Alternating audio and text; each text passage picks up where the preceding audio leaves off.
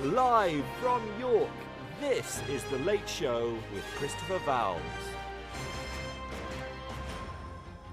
Good evening and welcome. Tonight we're going to be talking about provision for able children with Rob Lightfoot of the National Association for Able Children in Education and Professor Andy P. Hill of York St John University. So join us as we explore what we might understand by the term able, the able child and perfectionism, and NACE's school-based work. Live from York, this is The Late Show with Christopher Vowles on Teachers Talk Radio. Tune in live at ttradio.org or to join in the conversation, download the Podbean app and search Teachers Talk Radio. Follow the hashtag TTRadio. Tune in, talk it out with Teachers Talk Radio.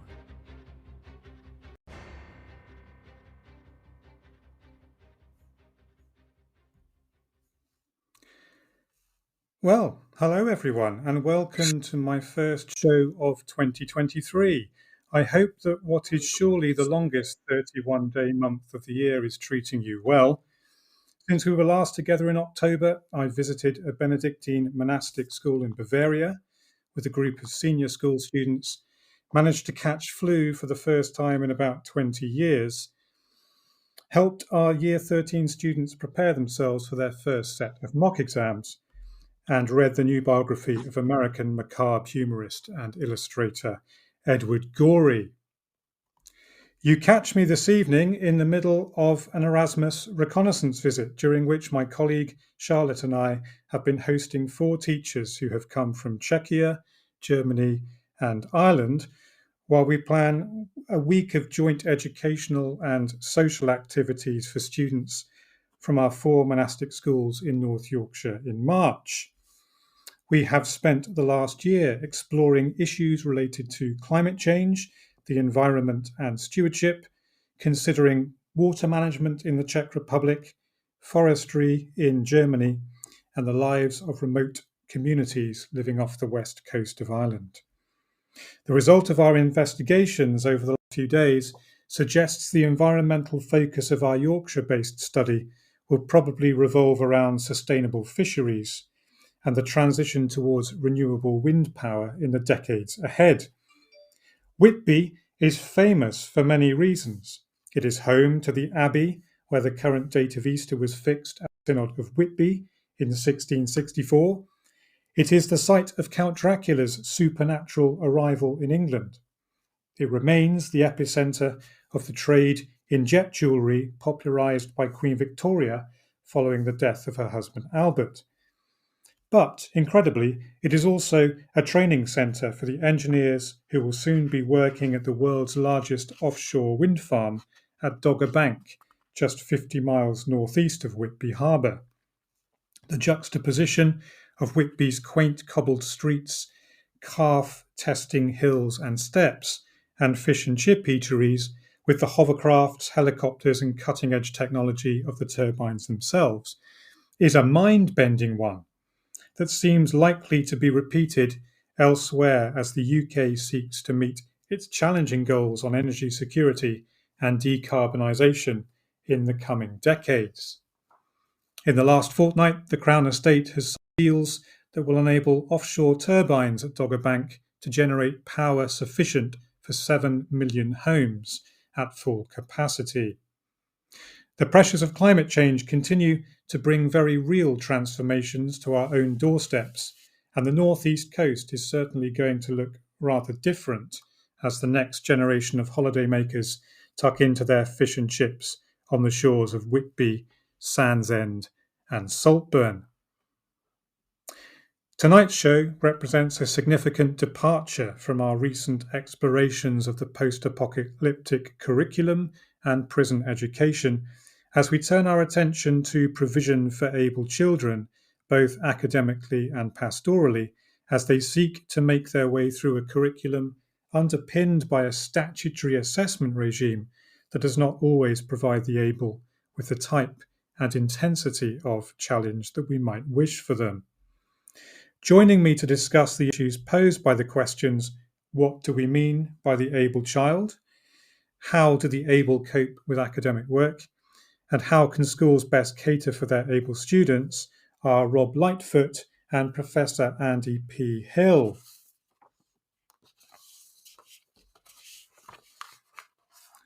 Taking on the role of NACE CEO from October 2021, Rob Lightfoot has nearly 30 years' experience of working in educational settings, drawing on his experiences from a wide range of senior management roles.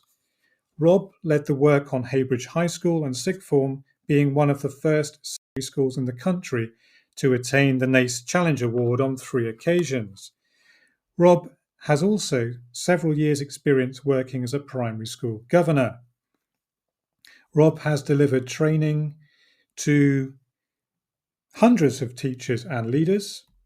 He has worked extensively as a NACE associate, leading a NACE research and development hub and delivering courses on curriculum design, mathematics, and how to lead on more able provision within an educational setting.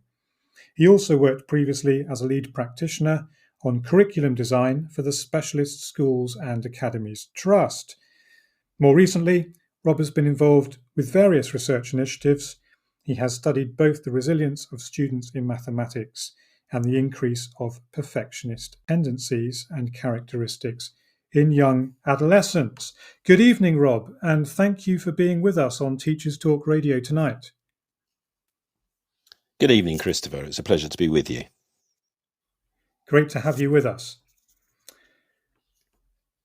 I'm also pleased to introduce our second guest for tonight's show, Professor Andy Hill. And Professor Andy Hill has spent a considerable amount of time working on the issues of perfectionism and able students. Professor Hill directs a research group examining the consequences of perfectionism in different achievement contexts at York St John University. He leads on the university's collaboration with NACE, which focuses on developing research and resources to help those working in schools to understand perfectionism and its impact, to support students with perfectionistic traits, and to reduce the extent to which learning environments are experienced as perfectionistic by students. Professor Hill has co-authored a number of different studies, 70 peer-reviewed papers, 10 book chapters, and edited 1 book in the field of perfectionism. He believes that reducing perfectionism is one of the most important things to do when seeking to improve student mental health and achievement. Good evening, Andy. I'm pleased you can join us tonight. Good evening. Thanks very much for having me. Good to have you with us. Shall we open up then, Rob, with the work of NACE and what we mean by the able child? Is there an accepted definition of the able that your organisation recognises? I think the difficulty in this field is obviously there's no universal definition. So one of the things that we do and have been doing for 40 years now is I believe that schools need to be clear and consistent on their approach and provision for their more able learners so that we have that clear shared understanding of what and who is meant amongst all staff and stakeholders. So in terms of the more able definition, I think what it amounts to is that where learners who have the capacity or potential, which I think is really important, which I'll come back to in a moment. So learners who have the capacity or the potential for high attainment, learners who demonstrate high levels of performance, and not just across all areas of the curriculum, but possibly in one specific academic area or one or two, and learners who are more able relative to their peers in their own year group, class and school, college. We'll get on to some of the problems perhaps with the terminology later this evening. But I think something really important is that I still find there are possibly schools that think they don't have more able learners. And I think the definition of more able to gifted, which was used more in the 2000s and is still used nationally, internationally, but in the UK, we tend to use more able definition now.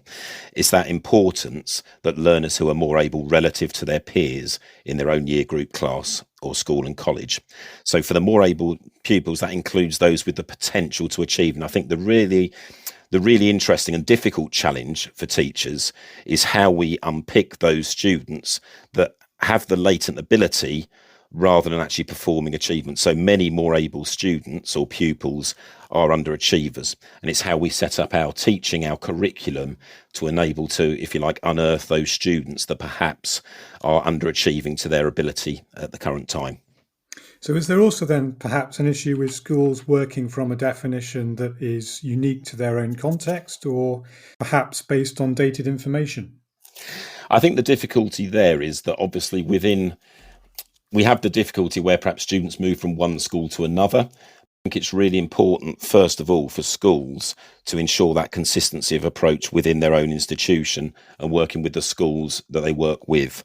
Because for me, the terminology I think that used to be used, which I guess is okay as a starting point, more able, it was referred to as the top 10% of students. And we'll get on to, most and exceptionally able students, I'm sure, this evening.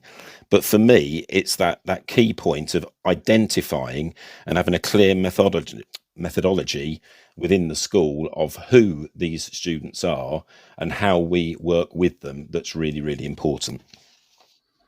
Fantastic. So if the schools themselves can identify a process that is consistent, then that might move them in the right direction to working with the students. Definitely. One thing we recommend, certainly our Challenge Award schools, we have a number of things that we do in NACE. I mean, we've worked with schools, education leaders now for 40 years. This is our 40th anniversary this year. But I think we would recommend, although it isn't statutory, to have a more able policy, because I think that helps, first of all, the discussion as to what needs to take place within school, so that we agree the terminology and definitions used when speaking of learners already achieving, and those definitions and terminology, they mustn't overshadow the priority given to the teaching and learning within and indeed outside the classrooms. I think it's really important, something that I know I changed in my teach recently. It's that I think when I started 30 years ago, things weren't as good as they are now. And there could have been a tendency to aim at the middle of the group, whereas I think now things have moved on, for good. But the enrichment idea still has its place, but it's really about how we get challenge in the classroom, enable students to think deeply about their learning. And in addition to that, I think it's important that we obviously, having given them that, it should actually explain to the students why we are looking to do things in the way that we are as well. So including student voice within this, so that students understand why we are teaching in a particular way. But for me, it's getting that every second of every lesson, creating that challenge, particularly for our disadvantaged, more able learners. Making use of that every second in the classroom is really important, so that we can challenge our students to be the very best that they can be. Yeah, so there's certainly a significant pressure on the classroom space as being that opportunity for students in that category. What kinds of disadvantage have you experienced in your teaching career for students who are more able? Well, certainly having taught through what we've been through in the last few years, as you've said already, I joined NACE as CEO in September 2021. So I taught, my subject is mathematics. You could probably tell by some of the courses that I've run, but in my subject mathematics, and actually seeing students coping through COVID incredibly well, but how we actually are able to ensure that some of our disadvantaged learners who haven't necessarily, and this isn't always the case, of course, but haven't necessarily got that support outside of school, it's really important that we provide that for those students within the actual school curriculum. Thank you. And there's this category, exceptionally able. Are you able to say a little bit more about what that might mean? I think I could sum it up in essence. I mean, as it probably makes common sense, is where the abilities and needs of the exceptionally able exceed those of the more able. If I refer to the national strategies in 2008, it was stated then that learners who demonstrate or have the potential to demonstrate extremely high levels of ability compared to their peers across the entire population. So guidance then was your top 1-2% of students. And I think that guidance really focused on if you like, the adjective extremely, and by the comparison with peers in all schools. So those students that will be competing with like-minded students across the entire country in our case, as opposed to more able learners being those that are more able within their own, if you like, year group, class or school, college. So does that come from key stage statutory indicators? Not always. I think we'll get on to some of those questions later, because I think the difficult point here, if we don't, if you like, implement a curriculum that really enables students to show these sorts of characteristics, and we don't then assess in the same way, then I think it's a case of some of these students can be lost. And you'll find that you won't necessarily unpick and identify the abilities of all of these students. If I use an example there, in my subject of maths, if I look at some of the characteristics that I would see in mathematics, I think we'd all see that it'd be those students that grasp the structure of a problem. They are able to generalize, develop chains of reasoning. I think some students, interestingly, when you give them some of the thinking mathematically questions from organizations like Enrich, beyond possibly the normal curriculum, if I use normal in inverted commas, but seeing those students that use symbols and language accurately and effectively when they're working through different styles of problems. I've certainly found that I unearthed students that weren't necessarily achieving the top percentages in their normal assessments. I'm using the word normal again. What we want to do is make this challenge normal, of course. But those students that can think flexibly backwards and forwards, they're able to leave out steps and thinking in abbreviated forms. Students that can remember generalized relationships, problem types, basically real ability to solve problems and develop those problem solving skills. They're not always the students that will get the highest percentages. Hence why some of these students might not have actually been identified in some situations.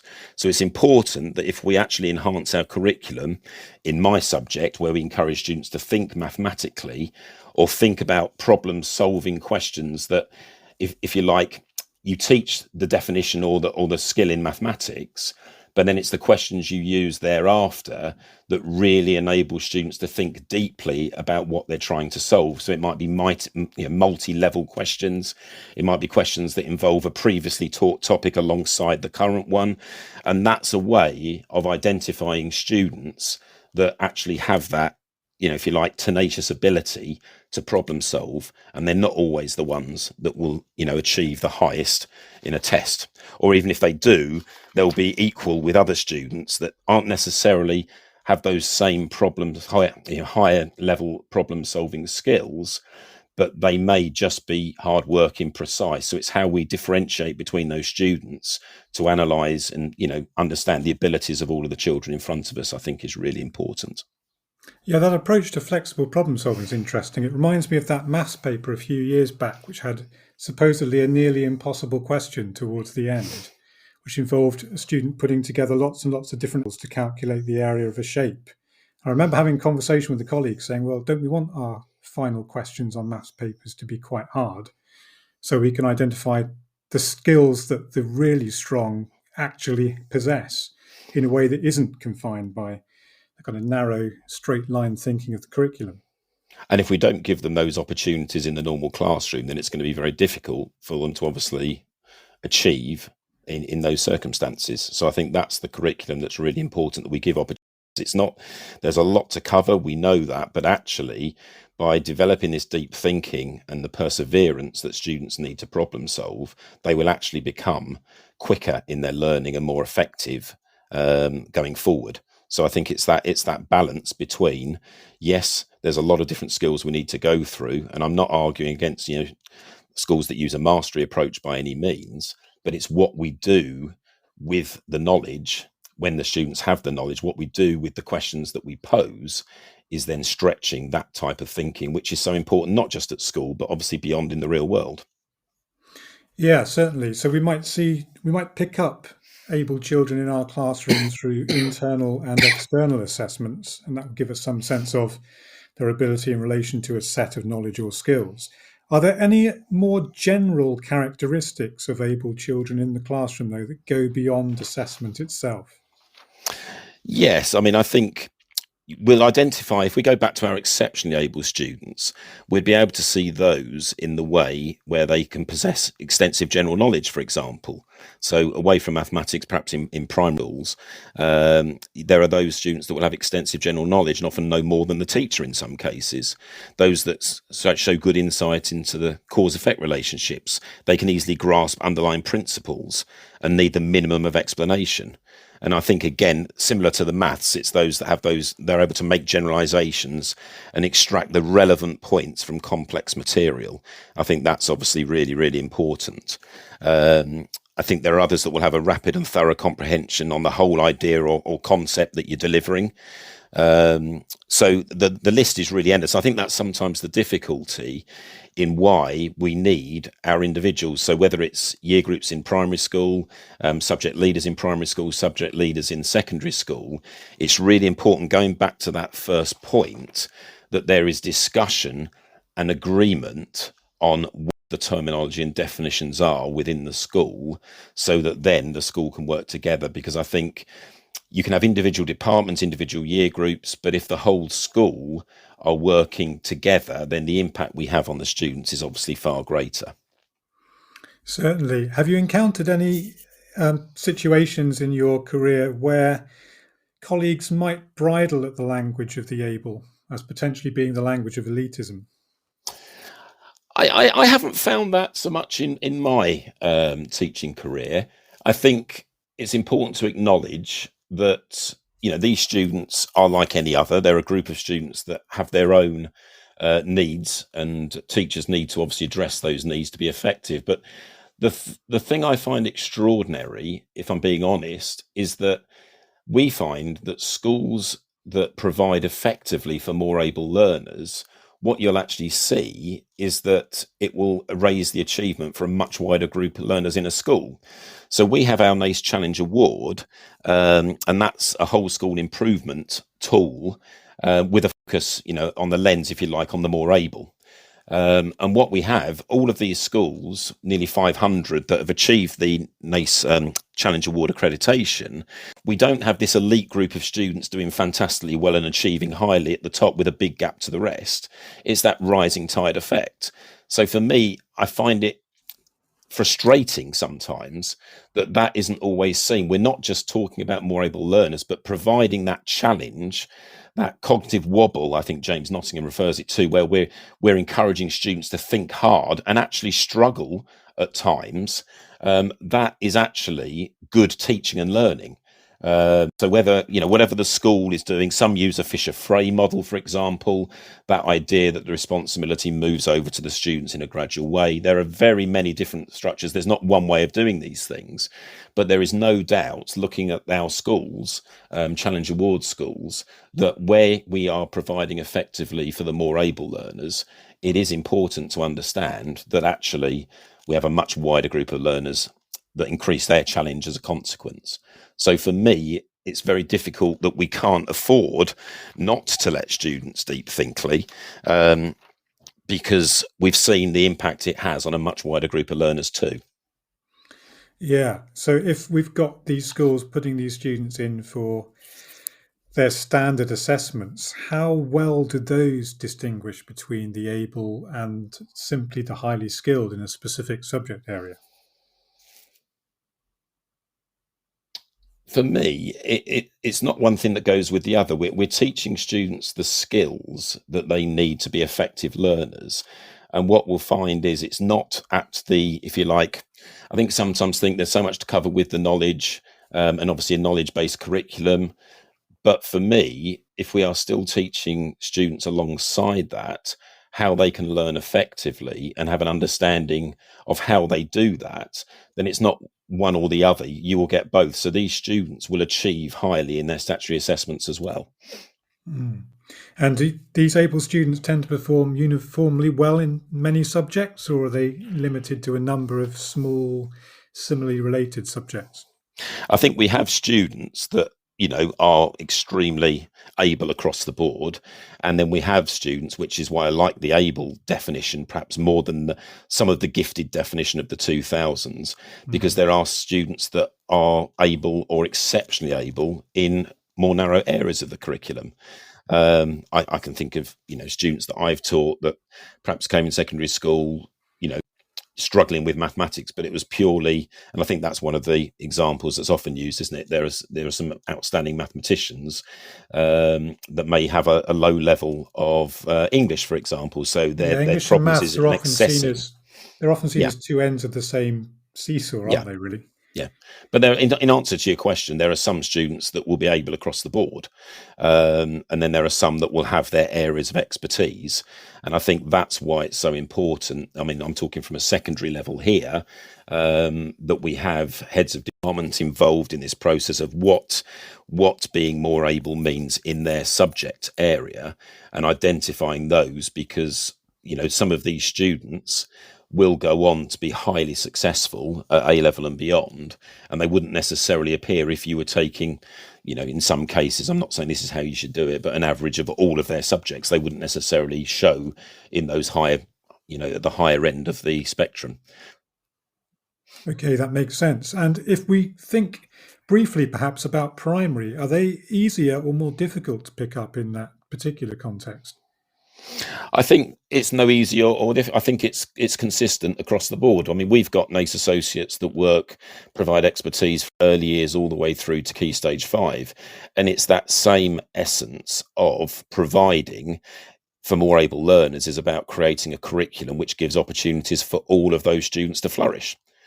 So for me, that ability can be revealed, as I've said already, across a range of domains or more generally, and not only in the traditional academic subjects. I know the gifted and talented sort of separated things out in terms of the talent-based subjects, and more able brings it all together, which I think for me, is a good step. But whether it's primary or secondary, it's how we create that challenge in the classroom, what we do with students when they've already achieved what they need to do in a particular topic area, whatever that might be, and how we keep them, motivated and stretched and challenged, while perhaps some of their counterparts will be catching up with the mastery of whatever subject is being delivered. So whether it's early years all the way through to Key Stage 5, I think the approach is the same. It's how we, look at empowering our students. There's one part of that, I think, where we could talk about independent learning as well. And that's from, early years all the way through to Key Stage 5 again. I wouldn't separate up. I think the principles are the same, whatever the phases of teaching. Obviously, the content and the actual subject knowledge will be different at different stages. But the actual approach is, I think the key for me is how we provide that challenge in the curriculum to keep, all of our students inquiring, having that love of their subject. And if you like, I think those eureka moments where, at first they really struggle, because I think we'll talk about perfectionistic characteristics, obviously, this evening as well with Professor Hill. But it's really important that we teach students. I mean, back to my subject of maths, it's good to make mistakes. We don't want students to not want, always to have perfect answers. I think I would argue, I've always said to my classes, if you never make mistakes, the chances are that you're not stretching yourself as high as you should. So it's all of those things come into play that we want to challenge and support, but at the same time, we're not leaving students to go adrift, but we are expecting them to be challenged to think hard. I talked about James Nottingham earlier, that cognitive wobble, and that's where the expertise of the teacher really comes into play, because it's a really fine line. Too much challenge causes anxiety, but challenge with the skills to deal with it is what provides that flow, which we want from all of our learners. Brilliant. Thank you, Rob. That's really useful for setting up the rest of the show tonight. We'll break for the news now, and then Andy will take us through some of his recent research into the challenges posed by perfectionism. So here's the news.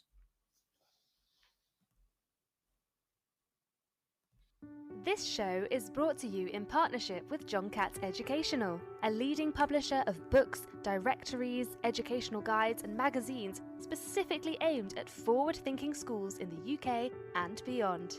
Have you checked out their latest releases? Don't miss out! Visit johncattbookshop.com to explore their full range of titles and advance your own professional development today.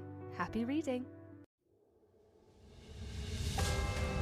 This is Teachers Talk Radio, and this is Teachers Talk Radio News.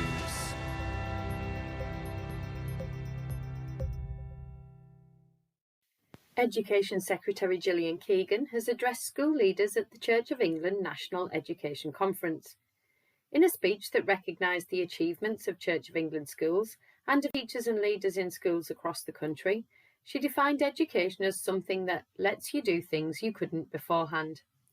She also reflected on her own experiences of being educated in a faith school, although it was a different denomination, Catholic. She spoke about the importance of a faith which is still a core part of who I am, and recognised the work of faith schools, particularly Anglican schools, and the role they play in educating young people. She described the Church of England as one of my department's most valued partners, as the largest provider of academy trusts. Ms. Keegan went on to say that her department would protect the schools so that when they became academies, they retain the statutory freedoms and protections that apply to church schools. She also used the speech to comment on standards and said, "I agree with the Prime Minister on Maths to 18, and praised a former teacher of hers, Mr. Ashcroft, who helped her realise my one opportunity." The speech was not without reference to planned industrial action by teachers in the National Education Union, when she commented that, for teachers to have an impact, they need to be in school, and stated that we will be funding schools in real terms at the highest level in history. The speech closed with a statement that her door is always open, but asked that you now work with me to keep as many children in schools as possible during the disruptive strike action. Ms. Keegan ended with a focus on collaboration to make sure our education system flourishes for all children. Half of state schools in England and Wales will close on Wednesday as a result of the planned industrial action, according to reports in many media outlets. The action by NEU coincides with that being taken by civil servants, university staff and train drivers. While schools may close, many will remain open to pupils identified as vulnerable or at risk, as well as some schools offering places to the children of critical workers. The latest data from the Higher Education Statistics Agency shows that the number of EU students choosing to study in the UK has dropped by half since the UK left the EU. Enrolments by EU nationals dropped by 53%, from around 64,000 to 31,000 between 2020 and 2022. Whilst the number of non-EU nationals did increase at the same time period, the data shows that the UK universities still faced significant shortfalls. The exit from the EU and the changing international fee policy saw EU student fees rise from around £9,000 to as high as £38,000. The decline has been particularly sharp in student numbers from Italy, Germany and France. Similar falls have been seen in Scotland, with many mourning the demise of the EU's Erasmus scheme, as well as the loss of diversity brought to courses by students from the EU. Universities UK said the changes in numbers had dented the finances of some universities and impoverished campus life. The HuffPost featured an article focusing on new data which shows that 87% of teenagers want better and more inclusive sex education. The survey by student discount app Student Beans found that 39% did not feel represented in the sex education they received. 27% of girls surveyed admitted they did not feel comfortable setting and communicating boundaries with a partner, compared to 23% of male respondents. 89% of all respondents said they did not see LGBTQIA+ themes in the teaching. With Generation Z having the highest percentage of non-straight people, almost double that of millennials, perhaps it's time for another review. Finally, Schools Week focuses on Ofsted's announcement on how it will conduct thematic reviews of alternative provision. Visits will take place in the spring and summer terms, with a national report out in the autumn. The visits will not result in judgments, and the report will not identify local areas specifically, although they will be listed separately. There will be a focus on how AP supports children to stay in mainstream, and full details are available on the Schools Week website. This has been your Teachers Talk Radio News with Joe Fox. This is 2 Minute Tech with Steve Woods, your tech briefing on Teachers Talk Radio. Hello, this week I'm going to talk about GDPR, an acronym that has bounded around and caused quite a stir when it was first introduced back in 2018. GDPR stands for General Data Protection Regulation, and it's governed by the ICO, which is the Information Controller's Office, an independent body set up by the government to uphold information rights.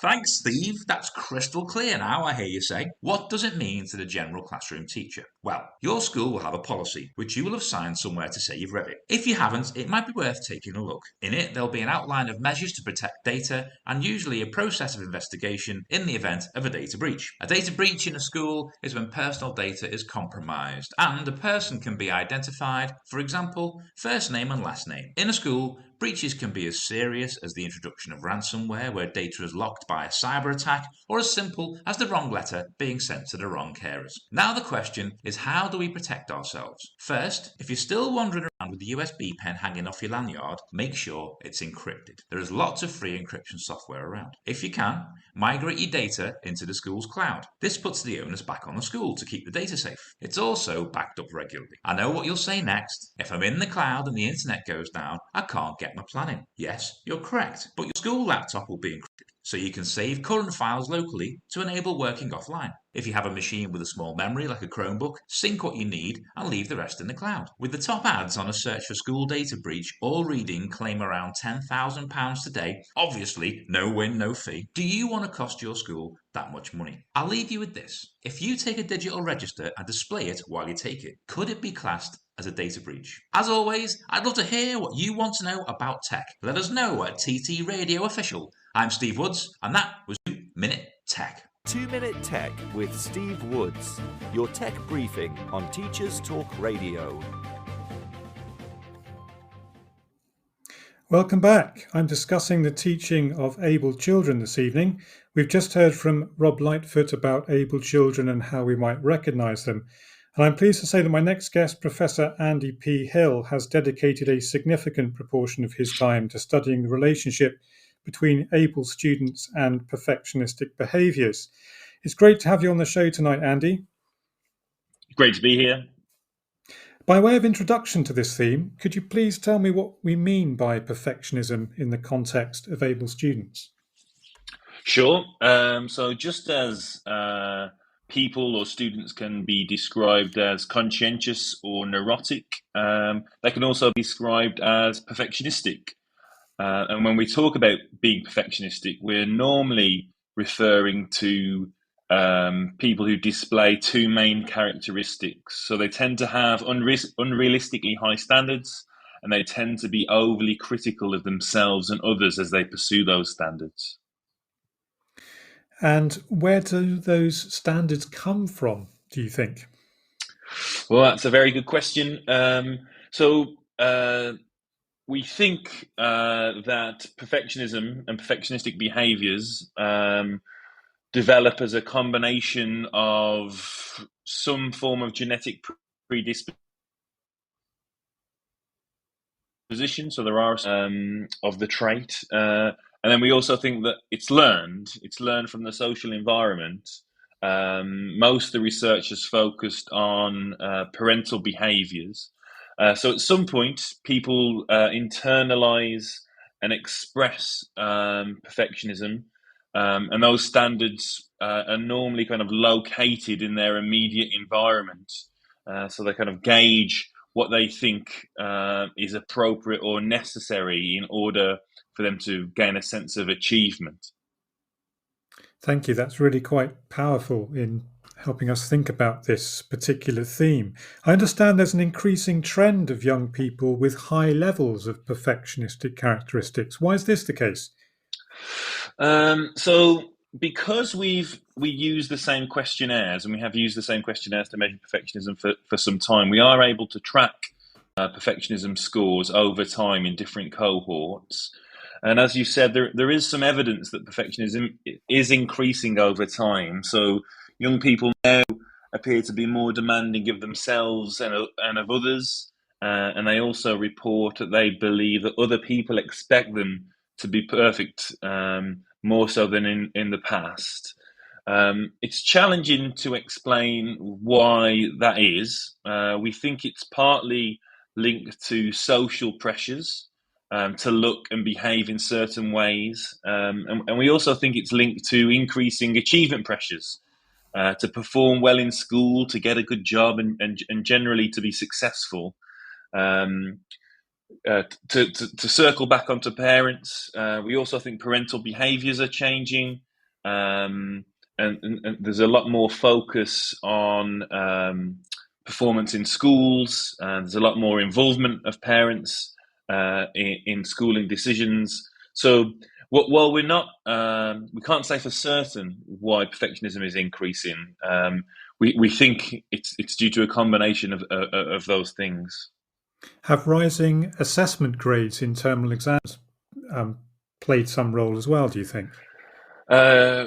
Could well be. The current generation of young people are the most tested, sifted, and sorted generation that we've had.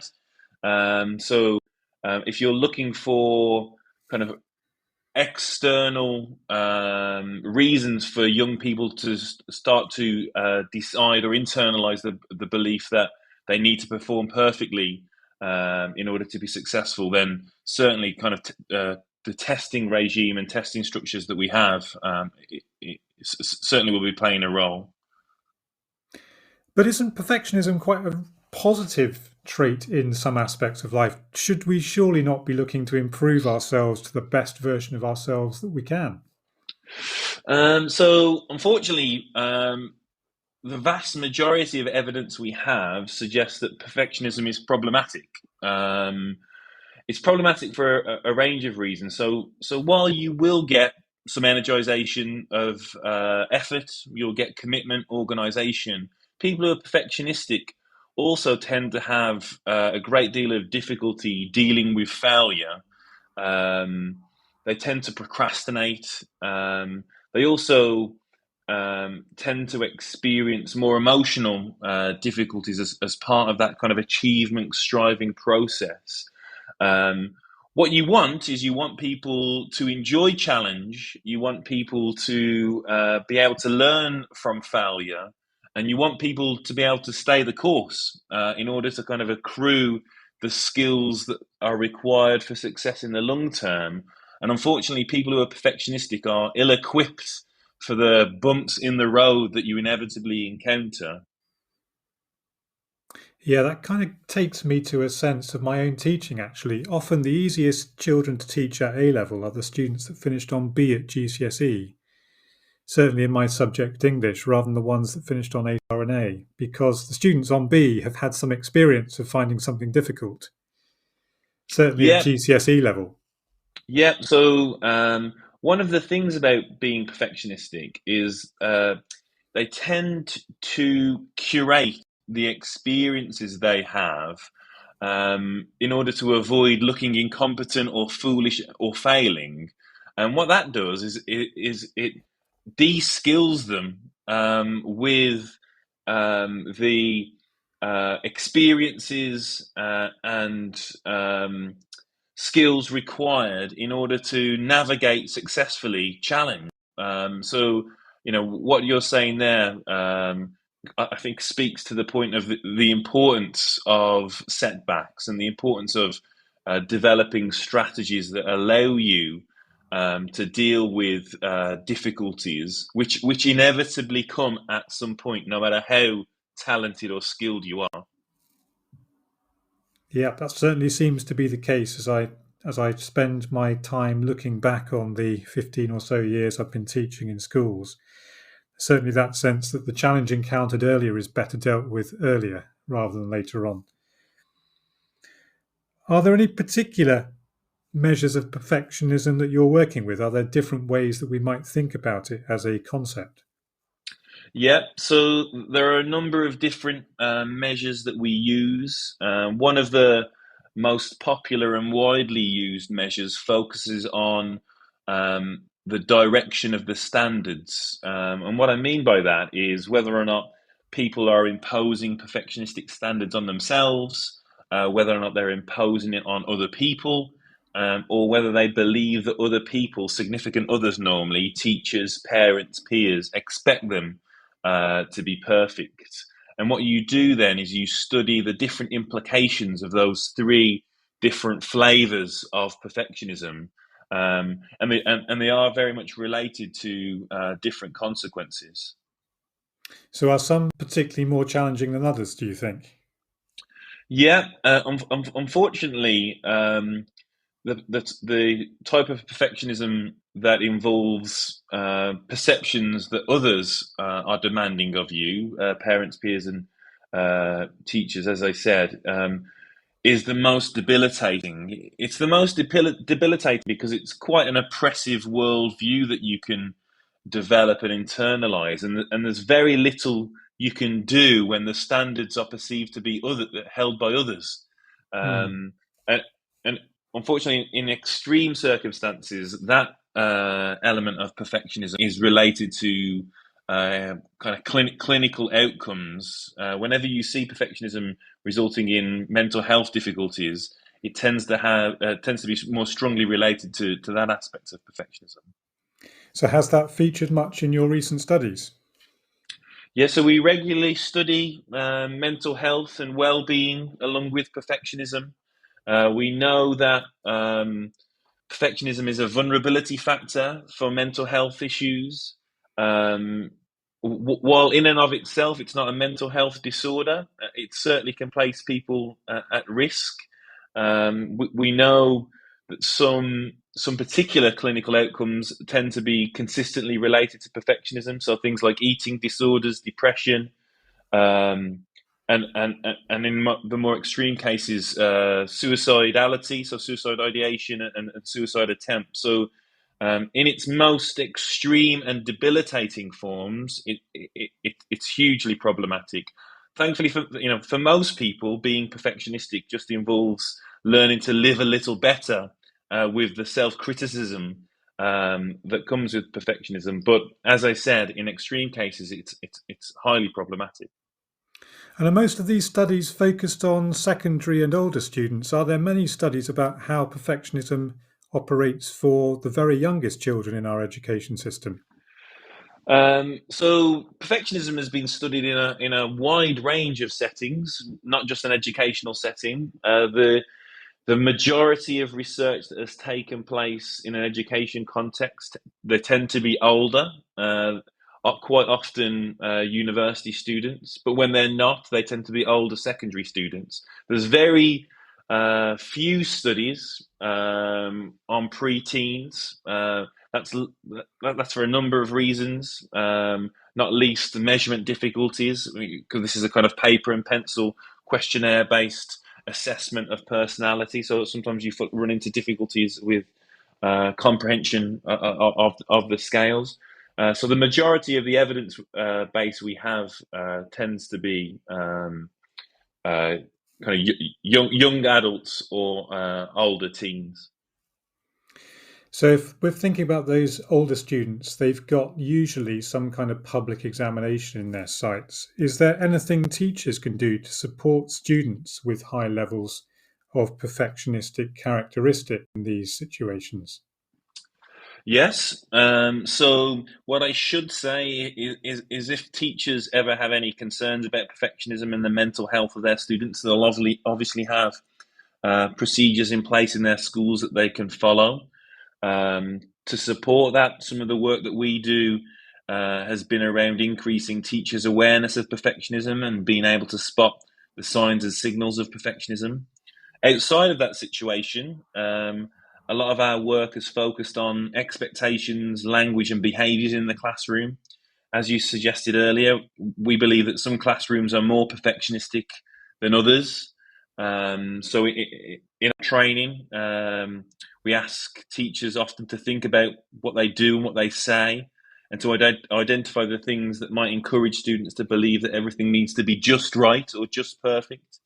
And we have a heavy focus on kind of failing well, or learning to fail well, encouraging creativity rather than competition, and setting standards that are reasonable, flexible, and governed by individual progress. So I think teachers have a pivotal role to play in whether or not perfectionism is reinforced or mitigated by the immediate learning environment or climate that's created.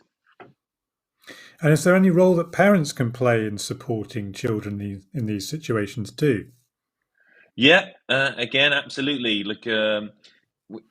Because the vast majority of research so far has focused on parental behaviour, any successful interventions will likely require the involvement of parents where possible. So much in the same way that we encourage teachers to think and reflect critically on their behaviours, we also ask parents to think about the perfectionistic pressures within the home and the emphasis on achievement rather than development. Okay, so this sense of looking for the individual to take agency to developing themselves. That's definitely part of it. Increasing a sense of control, autonomy over your own development, rather than feeling like you need to meet external pressures or standards, is one way of helping and supporting young people if they are highly perfectionistic. And has the research again suggested anything specifically unique to individual groups of perfectionistic students? Are there any ways we can spot them beyond their performance in tests? Well, I think normally people are pretty good at identifying perfectionism either in themselves or in other people. They're the typical meticulous bad losers. Very can be very responsive to the successes and failures that they have. They kind of catastrophize. They are very kind of rigid, black and white thinkers. So through our kind of outreach and educational work, I think people and teachers are normally pretty good at identifying who these people are. Isn't there a sense of comparison that takes place quite often in students of this sort? A sense of comparison, sorry. Yes, a kind of comparison with the rest of their cohort or the rest of their peer Yeah, group. yeah. A huge focus on comparing themselves to others in an attempt to gain as much information as they can about their own adequacy. So again, coming back to your early question about what teachers can do, one positive thing they can do is try to create environments and classrooms where it's much more difficult to get that comparative information. And Yeah, it's quite frustrating actually. As soon as you give students a test score back, even privately, the first thing they do is go out the classroom door and talk about how well they did in whatever test. yeah, so They as love you can it. imagine, yeah, they do. And what they're doing there is they're trying to calibrate themselves on whether or not they should think or feel positively or negatively about how they've done. And for people who are perfectionistic, because they have a lot of self-esteem riding on how well they've done, that kind of information, is highly emotive for them. But if you're only comparing to how good you could have done or how you've done previously, you don't really need that information at all. Yeah. It's strange, isn't it? I mean, I've experimented with not giving students grades and marks back, and they get quite fed up. If you tell them, well, this is a really good piece of work, I'm very happy with it, and I think you should be happy with it too, they're not so keen on that idea, many of them. They think in Well, quite traditional ways in terms of assessment marks, many of our students. but given that we've got a kind of backdrop of increasing perfectionism and mental health issues in our young people, maybe that's the cultural shift that we need. Yeah. Yeah, I mean, it's been debated for quite some time. I'm never quite sure which way we should go, partly because we're required, of course, to report assessment performances to the parents a certain number of times a year. Now, I can imagine some homes where the parents sit down immediately with little Johnny and they look at him and say, well, you haven't done quite so well in science. We were expecting better of you. And I can imagine some households where the parents don't show the results to the children at all. Is there an approach you would recommend? Well, I think that has to be handled on an individual basis. I think that there is nothing inherently problematic about assessment. I think that's worth saying, and obviously it's extremely useful. It's the irrational sense of importance that becomes attached to assessment that's problematic, and it's the tying of a sense of self-esteem and self-worth to the next assessment or the last assessment that makes it an extremely stressful environment to be in, and I think it sends the wrong messages to young people on how they should develop themselves, how they should think of themselves in relation to achievement. Mm. Yeah, certainly. I think that's what it's mainly about, isn't it? I mean, if you were to abolish assessments, you'd still want to find some means of working out how far you'd gone in a particular subject. So, or a particular skill. So I think we're always going to have that assessment there. It's about how we manage the outcomes of that assessment and then the future actions, I think. Yeah, absolutely. I think if we didn't have assessment, we'd invent it. We certainly would. That's a great introduction to the sense of the issues around perfectionism. How much are policymakers paying attention to the outcomes of this research, Andy? Yeah, so part of our work is engaging with policymakers. We've given talks at the Department of Education. A few years ago, they set up a task force looking at transitions between different uh, uh, parts of the education system, and they included perfectionism as a risk factor for poorer transition. So yeah, these conversations are ongoing all the time, and thanks to uh, opportunities like this to talk about perfectionism and organisations like NACE, we're able to better share what the research findings are, and try to influence the way people think about perfectionism and change their practice. And where's your research going next? Is it going to look at different age groups, or is it going to look at different particular characteristics or particular support methods? Yeah, so we're extremely interested in the idea of the perfectionistic climate and the perfectionistic classroom. So the purposeful things that you can do or change within a particular achievement context that may help either reduce the development of perfectionism or moderate the effects of perfectionism if it exists already in the classroom. So we're kind of trialing different types of interventions. Some include teachers training, some include more direct work with students.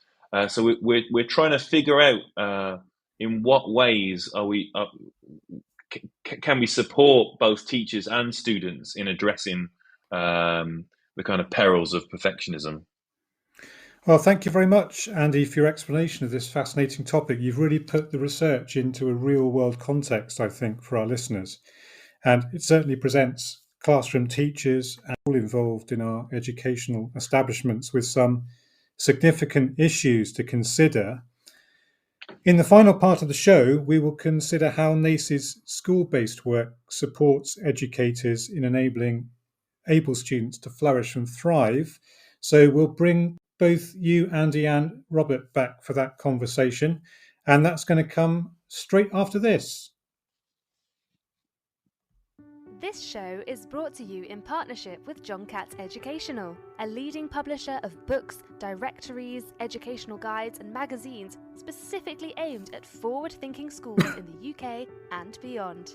Have you checked out their latest releases? Don't miss out! Visit johncattbookshop.com to explore their full range of titles and advance your own professional development today. Happy reading!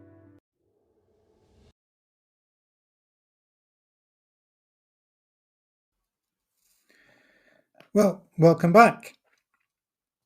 So for the final part of the show, we're going to talk about the issue of what teachers can do in schools to support students who are working through these perfectionistic tendencies.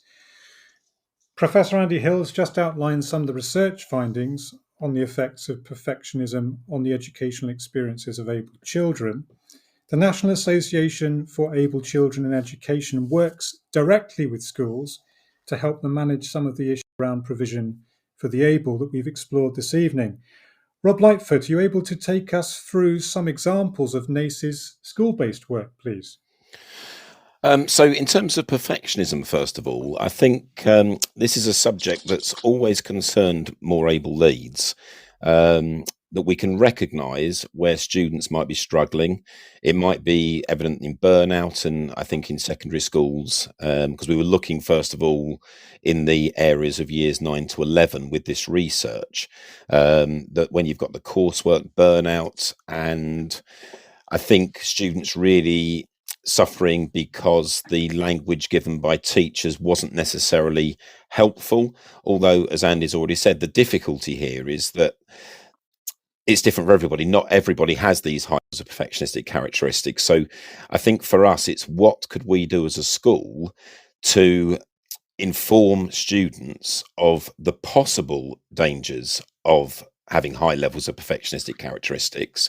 And we developed, in line with Andy Hill at York St John University, a single classroom-based lesson where we were aiming to improve student-reported knowledge about perfectionism and also the willingness to seek support if needed.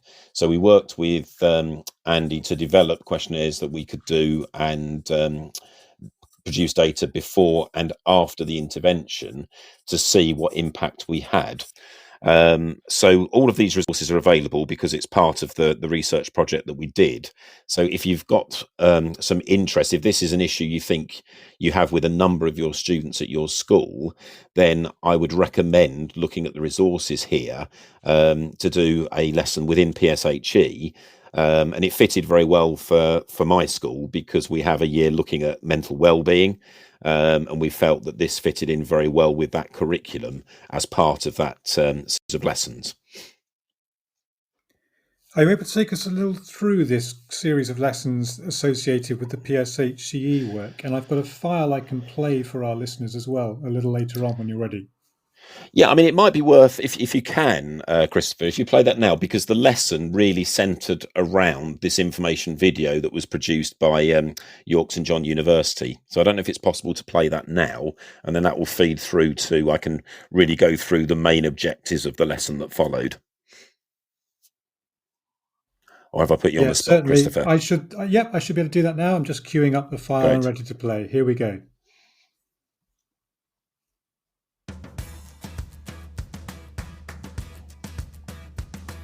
Perfectionism means having unrealistic expectations and thinking and feeling negatively when those expectations aren't met.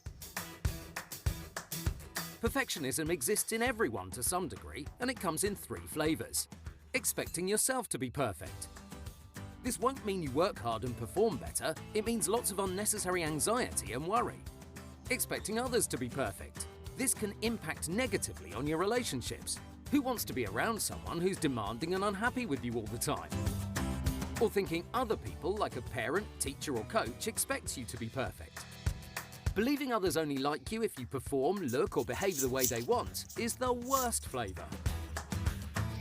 Some have a mix of flavours. Some have lots, others a little. But most are somewhere in between, and it can impact negatively on your mental health.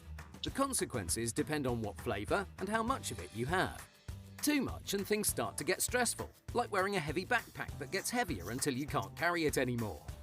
Wanting to be good at things is great. Wanting to be perfect just makes the backpack heavier. The amount of perfectionism in young people is increasing. However, you can put the heavy backpack down. If you think perfectionism is impacting your mental health, speak to someone you trust, like a parent, teacher, or coach. They'll help you get the support you need. If you just want to know how to be a little less critical of yourself and others, perhaps learn how to enjoy things a little more, here are 3 top tips. 1. Don't base your self-esteem on how you perform. Instead, try to feel good about things you have more control over, such as being a kind person or how hard you work. 2. Cut yourself some slack. No one's perfect. Mistakes happen. When they do, focus on the positives. 3. Getting things done is better than getting things perfect. Try not to put things off and avoid overthinking. When it's done, it's done.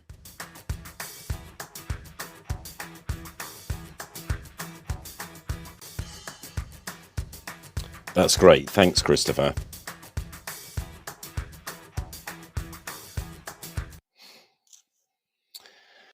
So the anticipated outcomes that we were looking for was to increase knowledge of perfectionism characteristics, to increase student confidence in talking about perfectionism, and thirdly, an increased willingness to seek help for self and others if required or if needed. So the main aim, there were 3 points. As Andy said, it's not just more able learners that may have high levels of perfectionistic characteristics. So this research was carried out with all students in 10, so 14 and 15-year-olds, which raised some interesting discussions, which I'll talk about 1 or 2 in a moment. But the main objective of the lessons was to differentiate or to understand the difference between doing things well and doing things with high levels of perfectionistic characteristics.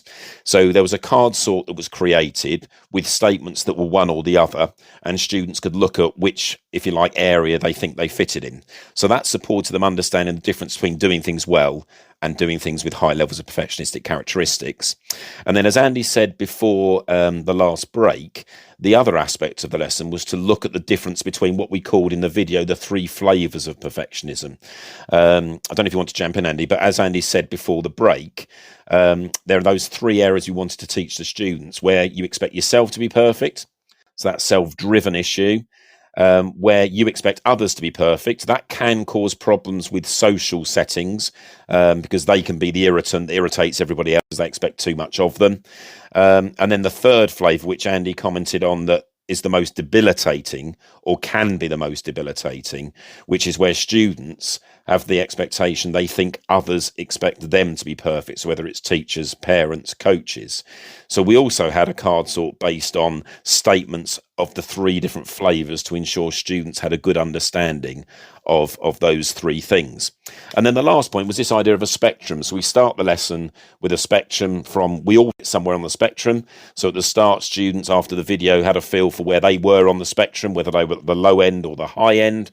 And then again, we get them to reevaluate that at the end of the lesson and discuss, where students have, perhaps changed quite considerably with what they've learned within the lesson.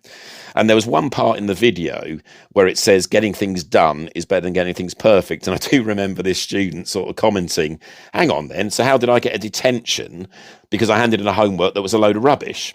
And we had a look on his chart, on his spectrum, and he put himself as very low levels of perfectionistic characteristics. So the lesson raised some really interesting discussion. But what it did do when we looked at the evaluation questions, so the format of the questions, we asked them, can you recognise the features of perfectionism? I know where to get support for myself or others if I needed to. I know where perfectionism comes from. There are things you can do if you need help with perfectionism. It's important to get support for perfectionism if you need it, and then whether they found the lesson useful, interesting and informative.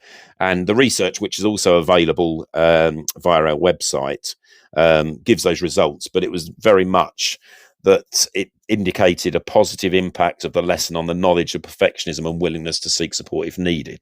So this isn't something that's going to solve the problem with students that are already facing high levels of perfectionistic characteristics. And the one point I did want to say is that I think it's really important, as we say with our resources, I think it's far more valuable if you decide to look at these resources and use them to work with the wellbeing teams in your schools, because that definitely added to the impact we had. That first of all, there may have been some students where the lesson wouldn't have been appropriate for various reasons, but also that they're aware of when the lessons were taking place, so that if students did come and ask some questions, then that team was far more, if you like, able to help those students more effectively. So overall, the actual impact met the objectives we were trying to do. And students did comment that I think most importantly, that it made them reflect and understand, most importantly, when things were perhaps getting out of hand, and then to be able to speak to whether it was a parent or a teacher, just to get some guidance and support. Because for me, it's always been an issue. Students, it's, as you say, people think often that perfectionism is a good thing. It's often that interview question, isn't it? Tell me one of your weaknesses. People say, oh, I'm very perfectionistic, and it gives that impression that you work hard and you take things seriously. But there is that downside to these characteristics that I think we need to be aware of. And I know I've talked quite a lot there, but I just wanted to make one more point before we move on.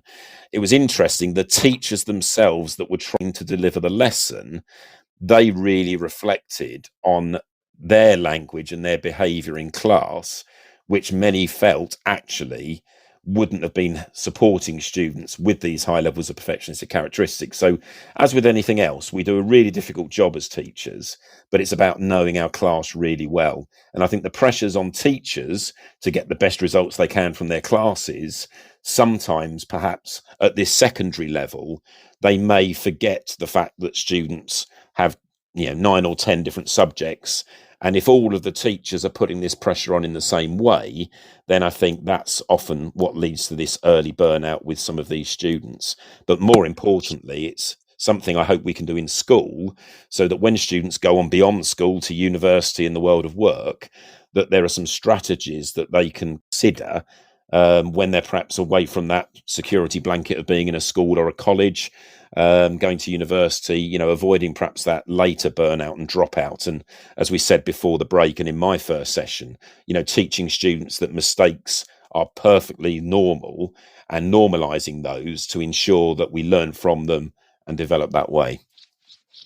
Thank you. That's a very interesting angle, actually, if we think about mistakes, because, of course, many teachers' jobs are to iron out the mistakes and to eliminate them. I wonder if there's any research, Andy, on the degree to which many teachers in schools were once perfectionistic students themselves. Not as far as I'm aware. There is some interesting research looking at sports coaches and how perfectionism in sports coaches can predict perfectionism in athletes. And similarly, perfectionism in parents can predict perfectionism in their children. I would fully anticipate similar relationships. I think through kind of modeling, either through their kind of overt behaviors and languages. If you have a perfectionistic teacher, it's almost certain that they're going to project or inject into the environment those kind of perfectionistic themes, and their own perfectionism may well be a reflection of a broader school environment or school culture that itself is responding to broader pressures. Thanks. Yes, it's something I've often wondered about, because I think I probably once considered myself to be a perfectionistic student. And I think of certain aspects of teaching where you're kind of required to be perfect in some particular context, because if you're not, the consequences could be quite catastrophic. Yeah, I think you have to draw the distinction between trying to do things really, really well and the requirement for things to be done really, really well. There are a lot of contexts in which performance matters. You have to draw a distinction between that and perfectionism. Perfectionism is just as much about how people think and feel about themselves as it is about the standards that they have. So you can still be a very successful student and have high standards, but not be perfectionistic. Okay, thank you. Robert, how did the teachers in this PSHCE project respond to the guidance and the resources you presented them with? In exactly the same way, there were a number of them that actually, first of all, considered themselves and how they do not respond well to criticism, for example. Constructive criticism, I suppose the word is, rather than criticism. And actually, they acknowledged that within themselves, they probably had high levels of perfectionistic characteristics.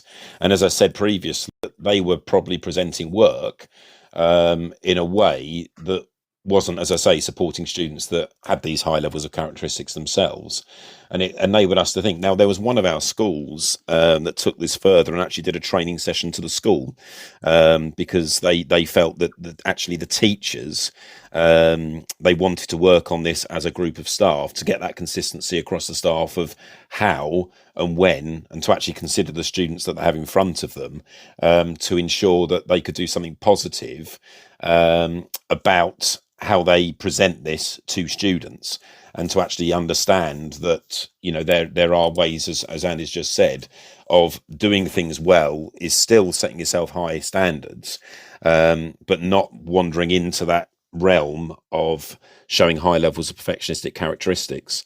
So I think there is a lot that could be done, hasn't been done with the official research yet. It's another one of those things where sort of COVID got in the way. This was literally in the February before COVID hit us on that March. But I think there is probably work to do there in understanding that, as you've said already, to actually conduct some research in teachers to see how we stand as a profession in that way, because it's damaging to some students. But the difficulty all the time is, and I think this is correct, Andy, isn't it? Even if you've got a lot of that third flavour that we called it, where you think others expect you to be perfect, that does always still lead into, you know, poor mental well-being. It's just more likely. Yeah, absolutely. We're talking about risk here, and you know there'll be other risk factors in the environment, and there'll be other buffers in the environment as well. So in and of itself, as I said, it's not perfectionism isn't a mental health disorder on its own, but it is an established risk factor for a range of difficulties. So teaching people the skills or providing them with the support in the environment that mitigates that risk is what exactly this kind of prevention and intervention work is about. It's back to that key roles of teachers as well, Andy, isn't it? That, you know, we need to model the behaviour. It's the same with anything else. You know, if we want to increase independent learning, for example, then, you know, the key role of the teachers is to model that behaviour so that students then model the behaviour of their teachers. I think that's really important. Yeah, some of the most interesting work I've done with able students actually has been in the EPQ field at Key Stage 5 and the HPQ field, which we've just started experimenting with actually at Key Stage 4. You can do some really quite interesting and powerful and deep things with the student who's particularly able, because if the process is done right, it's the student driving the process themselves. Very much so. No. I mean, I've not delivered EPQ myself, but I know, you know, when that process followed, there are some, and it actually doing it at Key Stage 5 is kind of a bit late to identify them. There are some that really do, I think, lead that project in a way that astounds the teachers that are actually delivering those lessons. Yeah, we started experimenting with something we called a prize essay project. We started as early as Year 9, and all of our students in our school, everyone in Year 9 would pick a topic to do some research on. They'd invent their own question. they'd be given some kind of staff supervisor to help them through the process. And then they would go through the process of producing a piece of individual research on something they found particularly unique or engaging or surprising, partly based on their studies, but not always actually, sometimes from outside their field of expertise. That's always been quite useful for us in flagging up those students we think are likely to perform extremely well in our statutory examinations, but also in the wider field. What other things do you think schools could do to beef up their provision for the more able? Well, I mean, it's interesting, the point you just made, Christopher. I know some of our Challenge Award schools introduced that research style project, but some of them, I think there's one in particular that starts in year 8, but they use their older students that have been through that process as mentors within that as well, which is, I know, really, really successful in that school in developing that independence, to empower learners with their education as well. And then aside from that, I think within the classroom, it's how we develop those other areas of challenge and how we set up that safe environment to make mistakes. And I'm thinking of a class where when I was in my senior roles, I didn't actually teach that much teaching. And it tended to be the sort of A-level further maths, but myself and the head of mathematics at that time, we shared a year 7 group deliberately because we wanted to look at our curriculum, but actually identify some of those issues we've just talked about. There were some students, although they were joining, this group was of the similar ability if you looked at Key Stage 2 SATs, but there were some students that just took the bull by the horns. They had a go, they were persevering, they were quite happy to make mistakes to get to, the right answer, or, to answer a particular challenge. And there are some students that were so concerned about making a mistake that it really became a hindrance for them. To the extremes, going back to perhaps some of our perfectionistic characteristics, that they didn't want to actually try in case they might be wrong. So it's how we develop those climates of not just risk taking. I'm not talking risk taking when it was done badly, perhaps 20 odd years ago, but actually challenging students and then working with them with that safe environment, that if somebody makes a mistake, that it's actually perfectly okay to use visualizers in the classroom and identify, where did this go wrong, and having that group of students to support each other to move forward. And it's how we create those climates, because I know Andy's looking at doing some work on perfectionistic climates, but the number one, I think, importance is that we have that safe environment within our classes to learn from errors, to understand it's perfectly acceptable to make errors. And actually, as Andy said earlier about the bumps of life along the way, if we don't actually ever create the experience where students are thinking hard and struggling, then I don't think we're doing them justice for their futures. Yeah, I think there's some interesting work to be done there on that shift from putting the piece of work up on the board for the class to analyse, and moving from that sense of comparison to that sense of collaboration with the group. I think that probably gets harder in some subjects as you move beyond kind of class sizes of 18, 19, 20, you're up to about 30, 32. Yep. You're always going to have that kind of comparative. Well, I don't suppose you necessarily always have to have it, but there's that underlying comparative element kind of hanging in the air, isn't there? Particularly if it's a mixed ability group. But we go back to that first point we made. I mean, that's, take my class of maths where I, had 30 odd students in front of me, 30 to 32. I mean, we go back to that challenge, and it really highlights the importance of providing for our more able learners and provide that scaffolding, everything else, to create that culture of, high expectations and that ethos to achieve, because I'd argue it's really hard to do that unless you consider the needs of the more able learners in front of you first.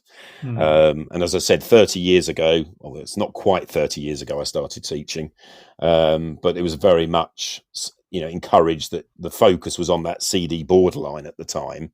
And I think at times, although I hope I never did this myself, it would have been a case of, if you got that guarantee, just let them get on with it. And then the extension tasks were given. Whereas what we're doing now is creating that challenge in the classroom to ensure that diet and that curriculum for everybody is in place for all, and not just, those people who've got the abilities or the circumstances to do something with that outside of the classroom. But alongside of that, I did want to just emphasise, enrichment is still a good thing. And what we found with that class in year 7, we really generated some motivation and a desire to take on new challenges. And I think that's what we're all trying to achieve. So when we did run enrichment clubs, actually, there were more that wanted to be there because they were really engaged within the classroom. So I think the challenge is really, really important. And it's not always easy. As you say, with those with high levels of perfectionistic characteristics, it's not an easy thing just to say, don't worry about making a mistake, because they still will. But I think it's important that the climate that we introduce to our classroom is there to support them, that the understanding that we want in our classrooms, that we want people to have a go, we want people to get stuck in, we want people to try. And obviously if we make errors, then that's understanding that that's normal, and normalizing those sorts of things, I think, is very important, whichever classroom we have. Yeah, I think it's particularly important that you make that point there. I'm thinking about the questions I get posed from some students looking for model answers in my subject of English. And it's a really difficult thing to give people, because what I'm looking for is their own individual, unique thought on a particular theme or topic. I'm not looking for them to reproduce somebody else's thought secondhand. So there's that kind of always perpetual resistance I have to giving out what the students deem to be model answers, but at the same time they want the reassurance of knowing what they're shaping is broadly what is being looked for. Is that balance all of the time, isn't it? It's so difficult. Have you had any experience with that, Andy? How might you experience that at university? Do you still have students looking for model answers at university level? I think students are always looking for reassurance and the right answer. I think probably the biggest difference is because universities we don't have well, most subject areas don't have a curriculum per se. Like we try to sit students at the kind of very forefront of knowledge through the research that we do. So there is an ambiguity and an uncertainty that our students have to eventually get used to, because eventually we don't have the answer to some of the questions that we pose. So I think the kind of philosophical or pedagogical underpinning of what we do acknowledges the fact that eventually, unavoidably, we as lecturers, as academics, we don't have the answer either. So, the kind of process that we go through is to some degree aimed at preparing people for that eventuality, with the critical skills required to appraise knowledge as and when it's updated. So I think it's a slightly different task, but certainly I recognise the kind of strategies that students and resources and support that all students look for, and how you make students feel comfortable with that. I think it is really difficult, but I think ultimately it is a comfort blanket for what we're describing here, which is students becoming more comfortable being uncomfortable. Yeah, I think that's a very good way of phrasing it. Or students possibly being more comfortable with discovering their own limitations in that stretching process. Yeah, I think it comes back to your statement about the GCSE B students. Like a lot of students who are successful at universities are the ones who are used to encountering things that are really difficult and not getting it the first time, and then needing to deploy different strategies and effort over an extended period of time. And often it can be students who have experienced kind of a different amount of success. It may have come a little bit more naturally to them, and once they do encounter the difficult materials, it can be a very different experience for them.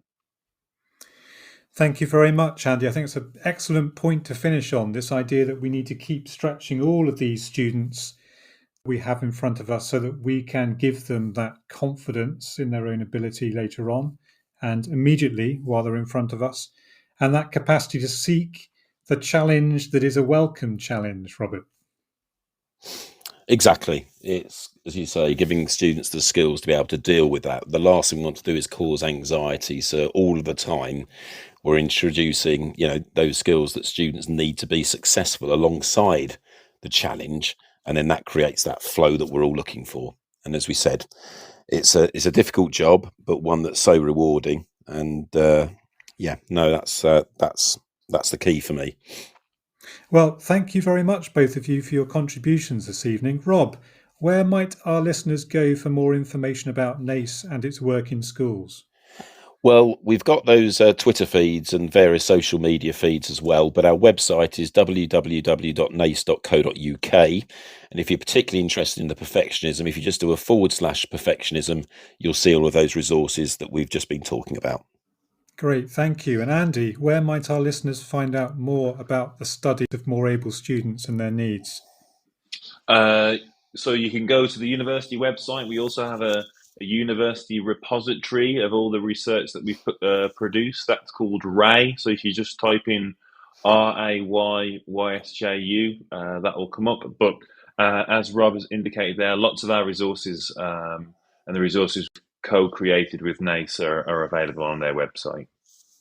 Well, thank you very much, both of you. It's been great to have you on the show tonight. Thank you very much indeed. Thank you very much, Christopher.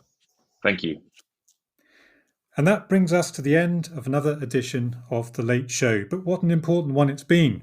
I hope my guests tonight have helped you develop a stronger understanding of some of the issues that able students face in mainstream school environments and some ideas about how you might better support them in fulfilling their potential as they rise through the education system and enter the adult world.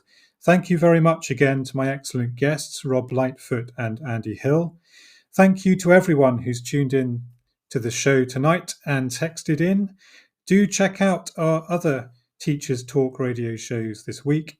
There's now a comprehensive back catalogue of thought-provoking and entertaining shows on topics as diverse as SEND provision, teaching methodologies, and outdoor education, hosted by our excellent and ever-growing panel of teacher presenters. And you can find them all on our website, www.ttradio.org.